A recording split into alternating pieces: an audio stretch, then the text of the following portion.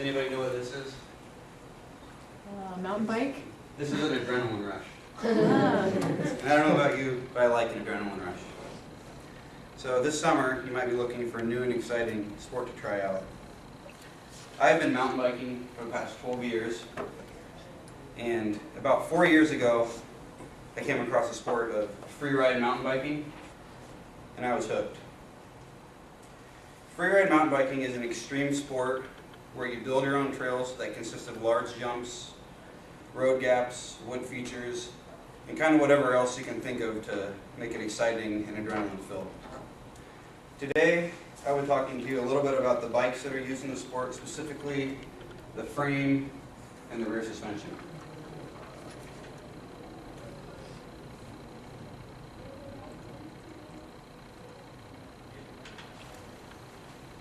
The frames used in freeride mountain biking are usually a lot bigger, stronger, and can take a lot more abuse than a regular mountain bike.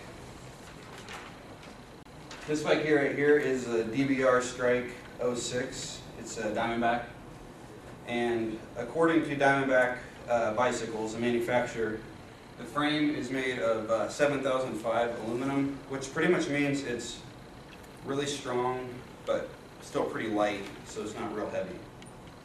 And in all like the points where it could be weak, they use gussets to make the frame stronger, which is like right here and then underneath here. Just makes it so it doesn't crack under extreme pressure and stuff like that, because they take a lot of abuse.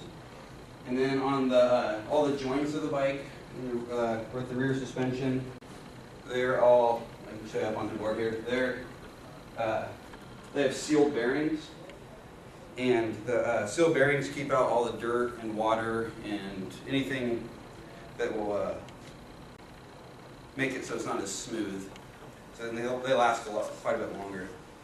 And the frame's also pretty special because the rear end, it's hard to see in this picture, but between the rear end here, it's quite a bit wider than a regular mountain bike. It's 155 millimeters instead of a regular mountain bike's 135 millimeters.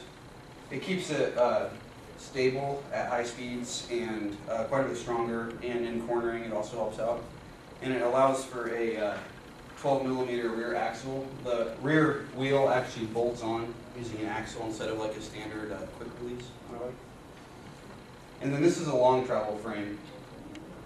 This frame here, it has between 7.5 inches on one setting where you can change the rear shock, and it goes all the way up to almost 9 inches of rear travel.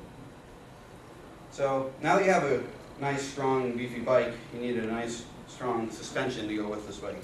So the rear suspension used on this bike are specifically made for freeride bikes. They're a lot bigger, stronger, and can take quite a bit of abuse and have quite a few different settings for your height and your weight. And this shock on this bike is the top of the line. It's a Fox DHX 5.0. It's their best shock that they make. And according to Fox Racing, the manufacturer, this shock here has 5 different adjustments so you can adjust it to your weight and your riding style. The first adjustment is shock. Okay, the first adjustment is the coil preload. This is a spring, and you can adjust how hard or soft it is. Just when you sit on it, like for regular, like not hitting bumps, kind of adjust the sag level of the bike for your weight. The second is the pro pedal, which is that top glue up here. That adjusts on a long travel bike when you're pedaling, and they tend to bob up and down, and you lose your pedaling efficiency. And then, so this adjustment here, you adjust it to your weight and your riding style, and it keeps the bike from bobbing, so you have maximum pedal efficiency. The next adjustment is the air dampening. Air dampening, you actually hook in a special shock pump that goes in here, and you can put as much pressure as for your weight with all your gear and everything on. So and that keeps the dampening of the shock. And then the red button on the bottom down there, that is your rebound adjustment. It keeps, so when the shock goes in, it adjusts how fast it comes out. If it comes out too fast, it'll buck you forward. If it comes out too slow, it won't be ready for the next set of bumps. And then the fifth adjustment is the bottom out adjustment, which is this here. There's a couple different lines. It's pretty much a safeguard for the rear suspension. It keeps it from bottoming out. Because if it bottoms out too much, they tend to break. So today I have informed you about freeride mountain biking and specifically the frame and rear suspension.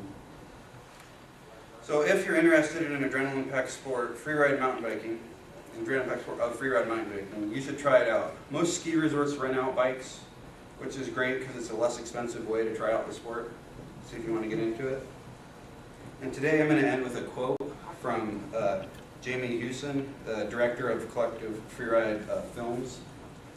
It says, "To roam is to search for something new, on local trails in your hometown or halfway around the world in places you've never been. On a mountain bike, you can cover a great distance in a short period of time or a short distance in a great period of time. They say the journey can be more important than the destination. In mountain biking, there is no destination, just a bike, a rider, and a place to ride."